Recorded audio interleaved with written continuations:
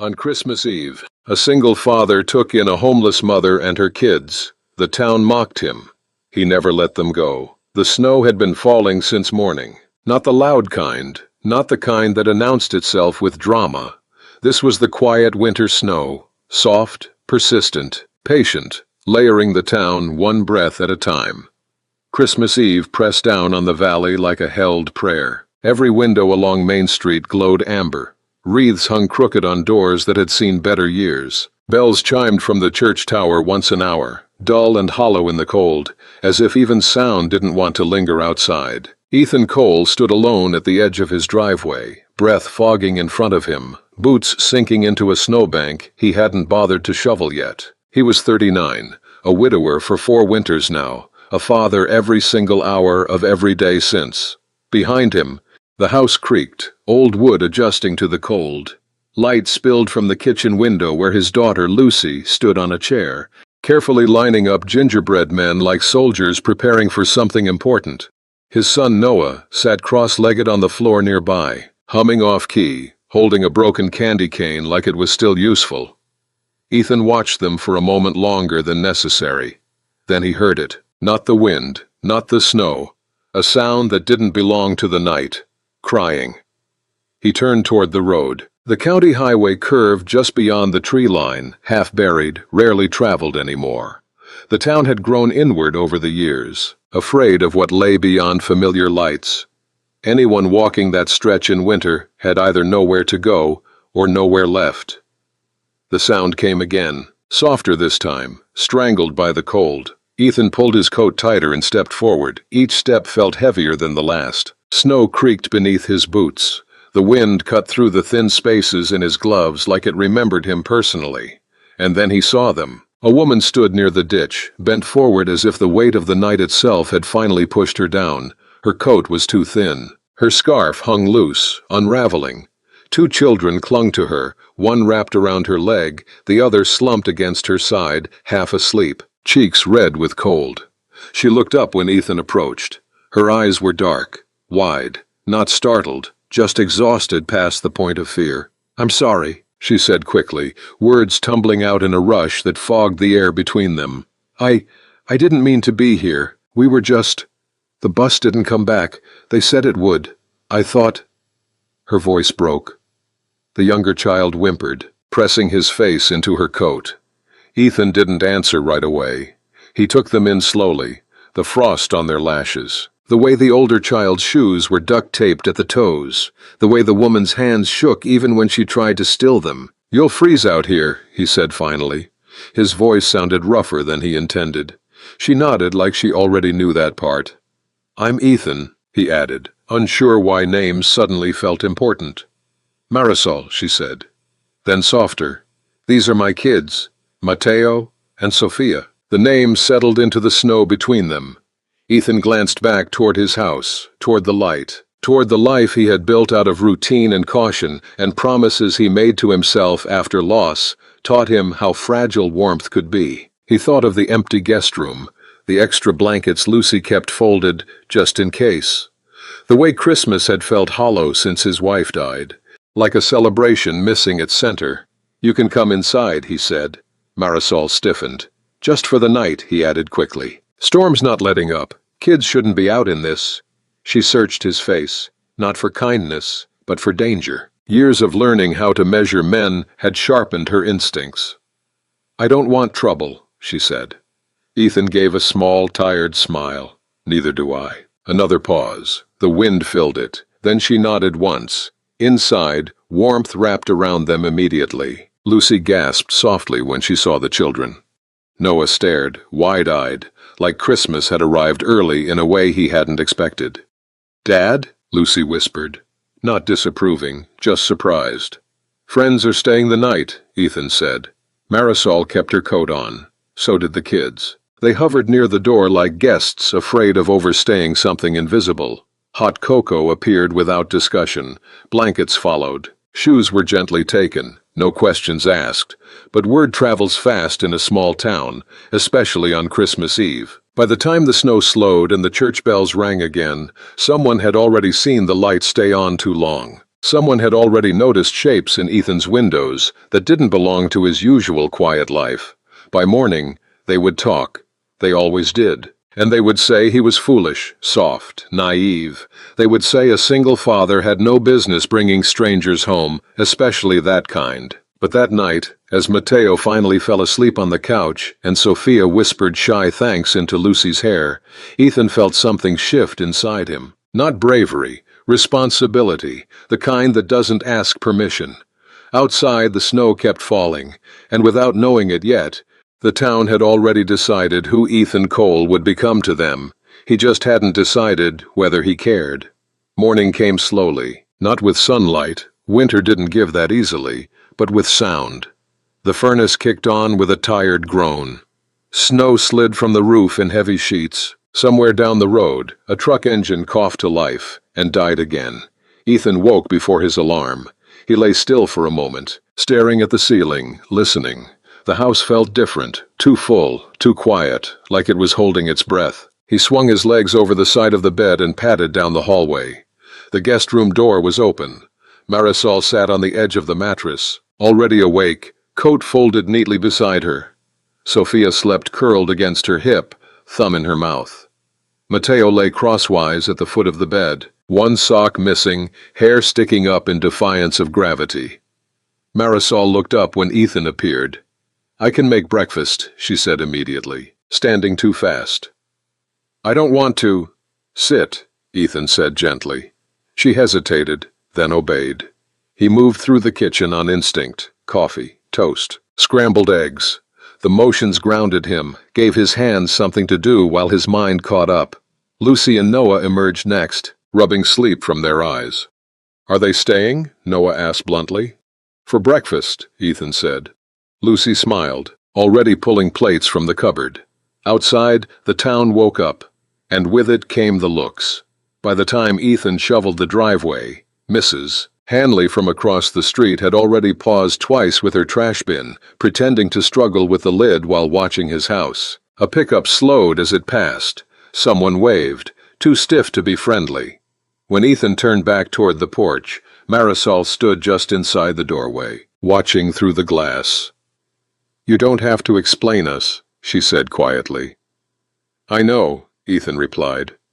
But he also knew he wouldn't. Breakfast was simple, awkward at first, then softer.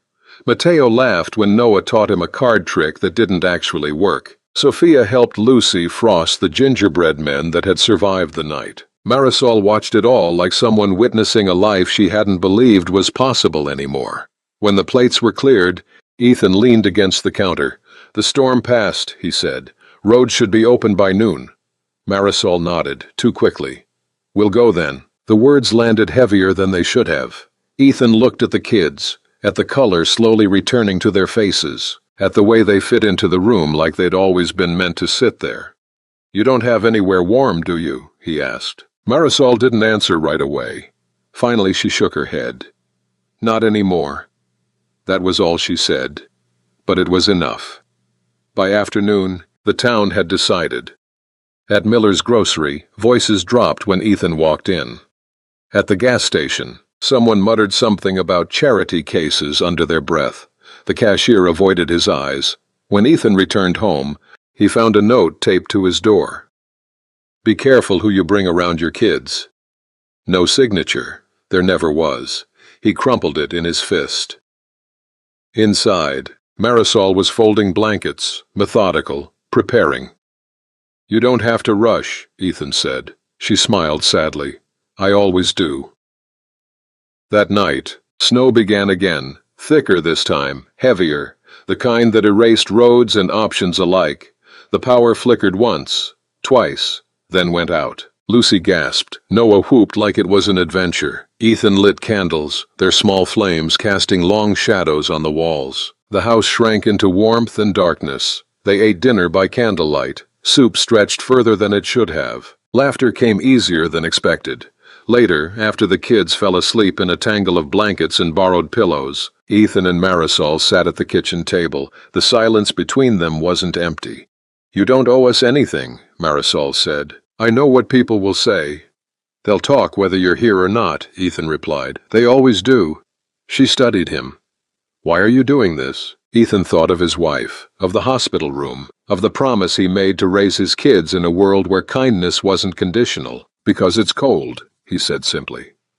Marisol exhaled slowly, like she'd been holding something back for years. That night, the town slept with its judgments. Ethan's house slept with 4 children under its roof, and winter pressed closer, testing how much warmth a single choice could hold. The first week passed like that. Quiet on the surface, heavy underneath. Snow became routine. The roads stayed half open, half forgiving. Winter didn't rush anyone in this town. It waited, watched. Marisol stayed. Not because Ethan asked her to, because leaving meant stepping back into the cold with 2 children and no promises. She cleaned when she woke up early, cooked when Ethan came home late. Not out of obligation, but habit. Survival had taught her to be useful before she was welcome. Lucy noticed first. You don't have to do that, she told Marisol one afternoon, watching her scrub an already clean counter. Marisol smiled softly. I know. It just helps me breathe. Lucy nodded like she understood more than she should. The kids blended faster than the adults. Mateo followed Noah everywhere like a shadow. Sophia braided Lucy's hair with the seriousness of a professional. Laughter returned to the house in pockets. Unexpected, warm, startling. Outside, the town hardened. Someone accidentally left a shopping cart blocking Ethan's truck at the grocery store. A man at the hardware store asked too loudly if Ethan was running a shelter now. A woman from church stopped inviting Lucy to sit with her usual friends. Ethan said nothing, but he felt it. Every look carried weight. Every silence had edges. One evening, as Ethan chopped wood in the fading light, he heard boots crunch behind him. Tom Wilkes stood at the edge of the yard, hands shoved into his jacket pockets. He'd grown up with Ethan, played football together, shared beers after graduation before life split them into different shapes. Cold out, Tom said. Winter, Ethan replied. Tom glanced toward the house. Light glowed in the windows. Laughter leaked out through thin walls. You planning on keeping them? Tom asked. Ethan straightened slowly. You asking as a friend or as a town representative? Tom winced. I'm just saying. People are talking. They always are. Tom hesitated. You've got kids. So does she. That ended it. Tom left without another word. That night, Marisol found Ethan sitting alone on the back steps, breath fogging, shoulders tight. They don't like us, she said quietly. Ethan didn't look at her. They don't like what they don't understand. She wrapped her arms around herself. You're paying for it. I made the choice.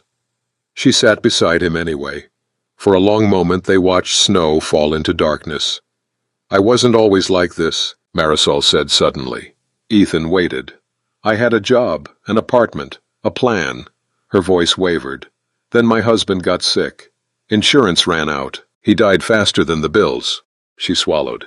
I thought if I kept moving we'd be okay, that I could outrun it. She laughed softly, no humor in it. Turns out grief walks faster than you think. Ethan nodded once. He understood grief, knew how it lingered, how it slept beside you and woke before you did. You can stay, he said quietly, as long as you need. She looked at him then. Really looked. You don't know how long that could be. I do. Winter deepened. Snowbanks rose like walls. Days shortened. The house became its own small world. Shared chores, shared meals, shared silence. And slowly, something dangerous happened. It started feeling normal. That was when the town pushed back harder. The school called. Concerns, disruptions, questions about temporary arrangements. The church elder stopped Ethan after service. Charity is admirable, he said carefully, but boundaries matter. Ethan didn't argue, didn't defend. He just went home. That night, Marisol cried for the first time since arriving. Not loudly, not dramatically, just quietly.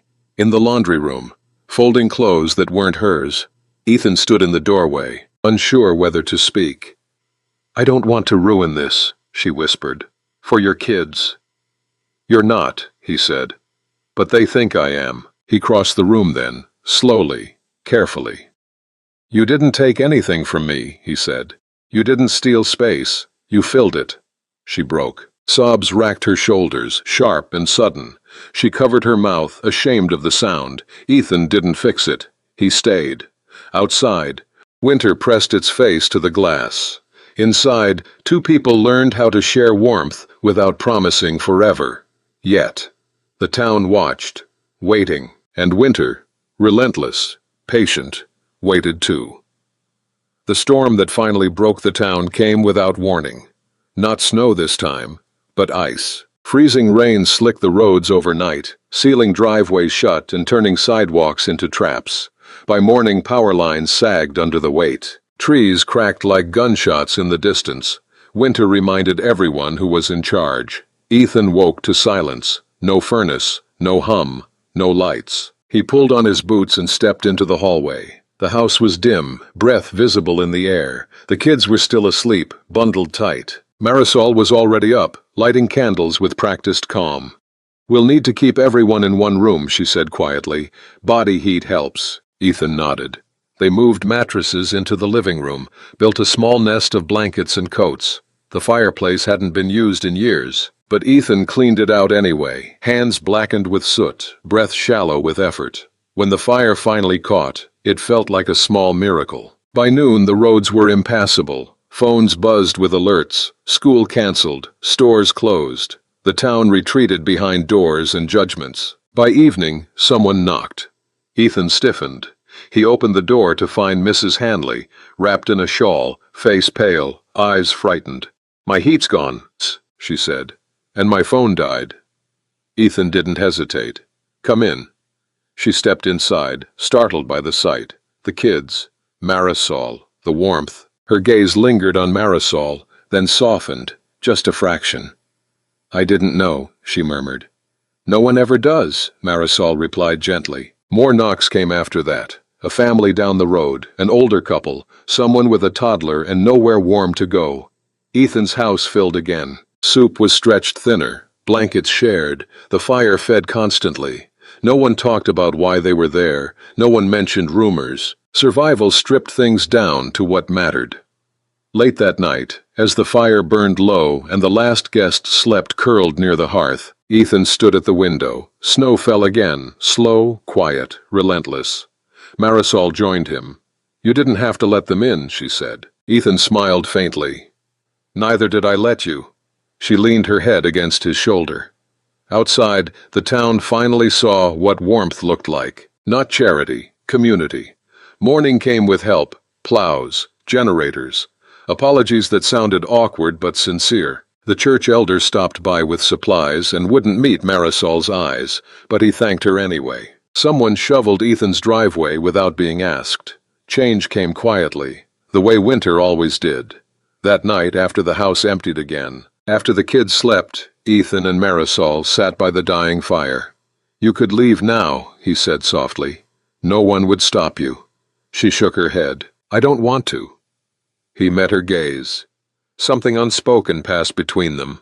Not romance, not promises. Belonging.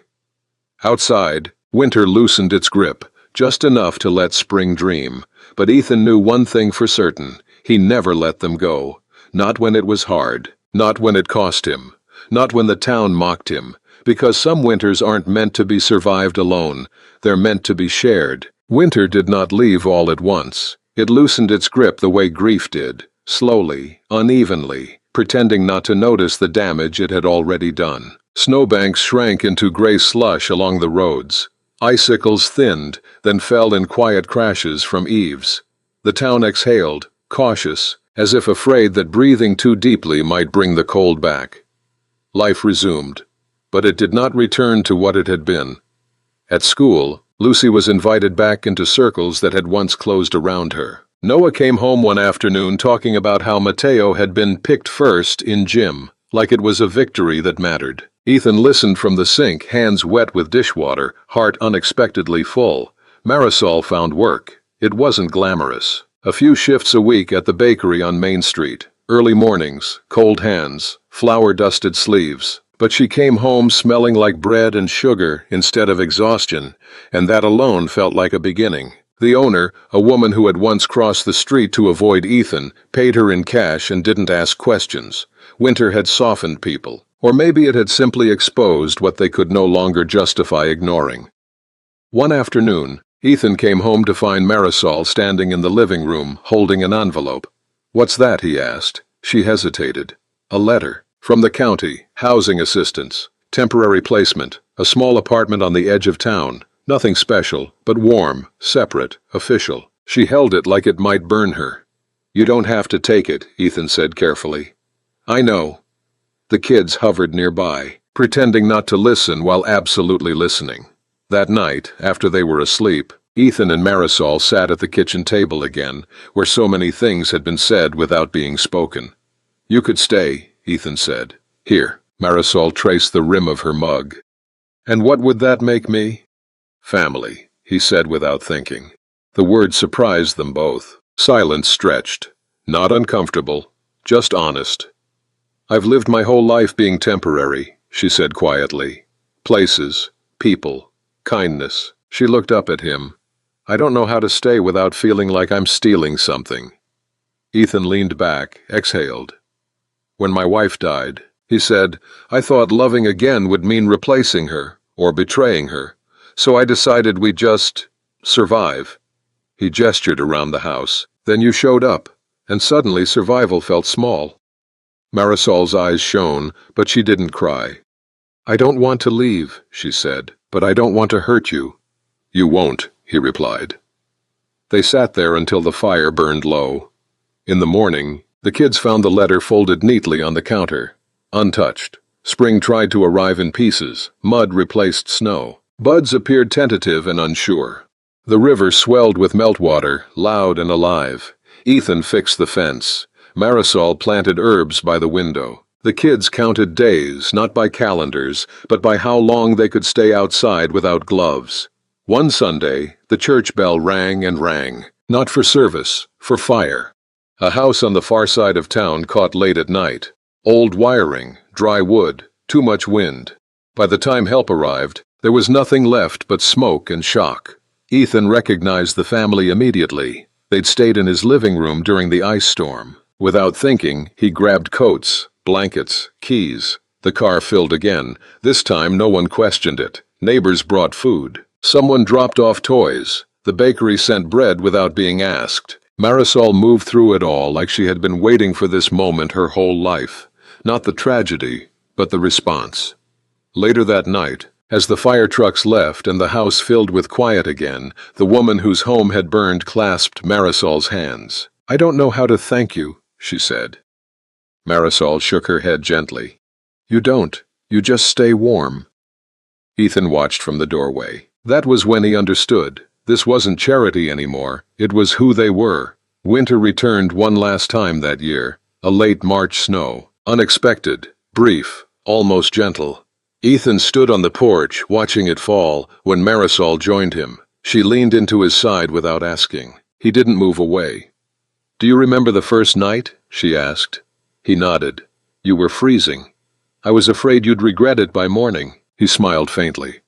"I was afraid I wouldn't forgive myself if I didn't open the door." She turned to him then, fully. No fear in her eyes now. "Ethan," she said, "I'm tired of leaving." He took her hands, calloused, warm. "Then stay," he said. "Not because you need to, because you want to." The snow fell between them. Somewhere inside, the kids laughed. By summer, no one talked about the night the town mocked him. They talked about the winter when one house stayed warm, when doors stayed open, when a single father made a choice and didn't let go. Not of them, not of love, not of what mattered. Because some winters don't end when the snow melts. They end when people finally choose each other. The following winter came quieter. Not easier, but kinder.